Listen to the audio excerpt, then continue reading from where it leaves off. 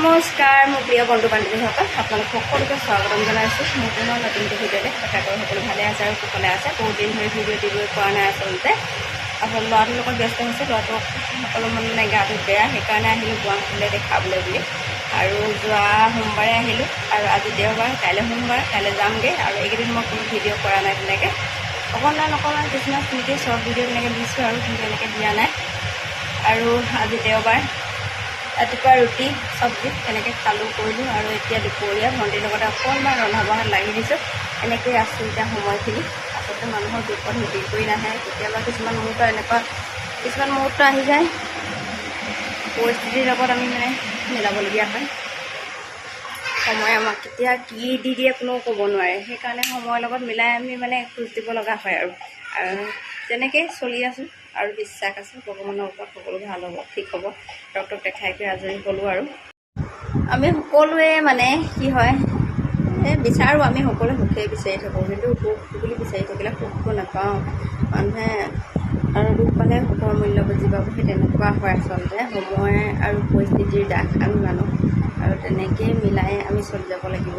আছোঁহি এতিয়া গুৱাহাটীত ভণ্টিহঁতৰ ঘৰত। আগতো মই দুবাৰ আহিছোঁ আচলতে ল'ৰা দেখুৱাবলৈ বুলি। আৰু ভণ্টিহঁতৰ ইয়াতে থাকোঁ। আজিও এসপ্তাহ ধৰি ইয়াতে আছোঁ। তাৰপিছত তাৰ পৰাই মানে অহা যোৱা কৰিছোঁ আৰু ডক্টৰক দেখাবলৈ বুলি বাৰু দুদিনহে গৈছোঁ। কিন্তু এইখিনি সময় মাজতে টেষ্ট কৰা তেনেকৈ ৰখি কৰি দিব লগা হয়। সেইকাৰণে বহুতো অসুবিধা হৈছে। খেতিৰ দিনত আচলতে এগৰাকী মহিলা মানে ওলাই গৈ যোৱাটো কেনেকুৱা টান। গাঁৱৰ পৰিৱেশত মানে যিসকলে খেতি কৰে তেওঁলোকে বুজি পায়।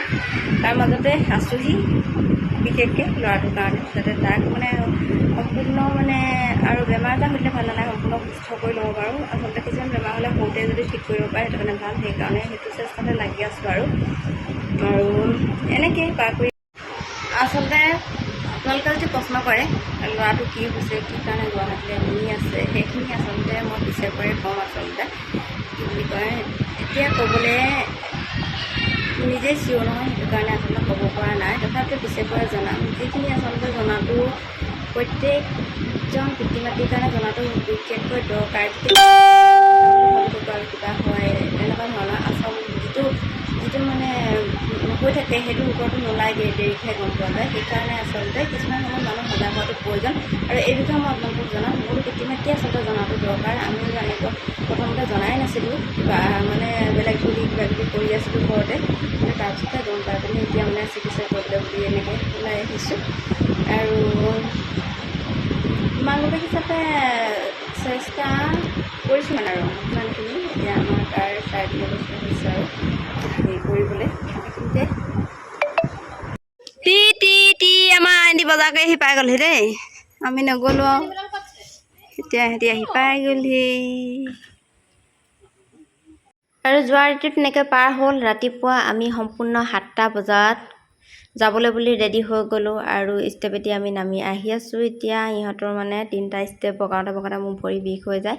আৰু আনফালে এয়া চুমু আৰু এয়া পিংকি, সিহঁতি মানে বস্তুখিনি কঢ়িয়াই দিছে দেই। ৰাতিপুৱা টোপনিৰ পৰা সোনকালে উঠা নহয়, আৰু উঠি কৰি এইখিনি বস্তু কিছে। আৰু এইখিনি মই ফুল লৈ লৈছোঁ।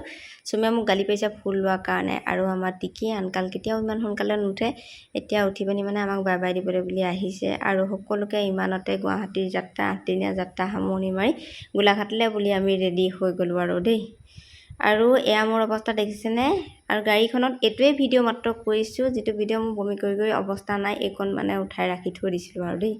গুৱাহাটীৰ পৰা কালি পাই গ'লোহি আৰু ওলালোঁ যি আৰু। তাৰপিছত গাড়ীত উঠাৰ পাছৰ পৰা মোৰ মানে অৱস্থা এনেকুৱাই বেয়া ভিডিঅ' একেবাৰে নকৰিলোঁ।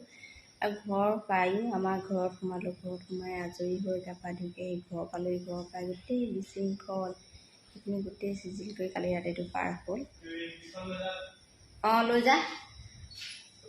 তাৰপাছত ৰাতি মানে মোৰ কালি গাড়ীত এনেকুৱাই বমি হ'ল, 4বাৰমান বমি কৰিছোঁ। আৰু মূৰৰ ঘূৰণি কোবত মোৰ কালি অৱস্থা একেবাৰে বেয়া।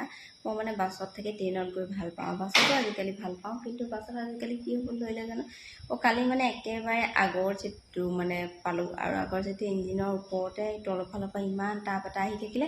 যদিও AC আছিলে গাড়ীত, তথাপিতো মানে তলৰ তাপটোৰ কাৰণে কিনে মোৰ ইমান বমি হ'ল। কালি গা বেয়াই লাগি থাকিলে। আজিও মানে অলপমান মূৰ চুৰ ঘূৰাই আছে।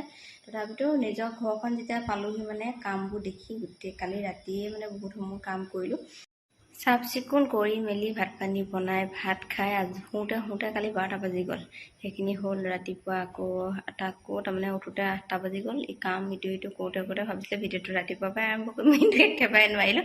এতিয়া দুপৰীয়া আৰু কাম আছিলে, ঘৰ চব মচি কৰি মানে গা পা ধুই কৰি আহি ভাবিলোঁ ভিডিঅ'টো অকণমান কৰোঁ। যিহেতু কালি ভিডিঅ'টো একেবাৰে আধৰুৱা হৈ আছে, আজি ভিডিঅ'টো বোলো কৰি পিনি মানে এটা সামৰি মাৰোঁ।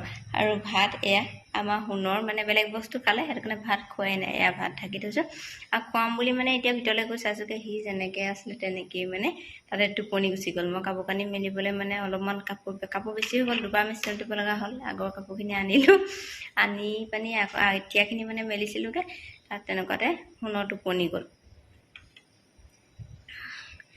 আৰু এতিয়া ভালকৈ শুৱাই কৰি থৈ ভাবিলোঁ ভিডিঅ'টো আৰম্ভ কৰোঁ। আৰু এইখিনিয়ে হ'ল আৰু গুৱাহাটীৰ পৰা ঘূৰি অহা অকণমান মুহূৰ্ত সাঁচি ৰাখিলোঁ।